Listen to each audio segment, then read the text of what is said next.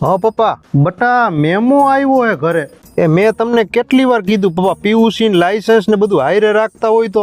એ મારો મેમો નથી આવ્યો, તારો મેમો આવ્યો હે. અચ્છા, ઈ સોરી પપ્પા, ઈ ભૂલ થઈ ગઈ હતી, હું ભરી દઈશ મેમો. હા, ઈ મેમો તો તારે જ ભરવાનો હોય, પણ આ સીટ બેલ્ટ નથી બાંધતો અને આ તારી પાછળની સીટમાં કોણ બેઠું છે? કોણ બેઠું હે પપ્પા? કોક છોકરી બેઠી હે હો.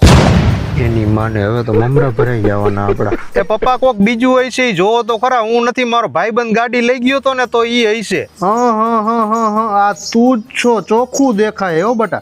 કોણ છે બટા, બોલજો.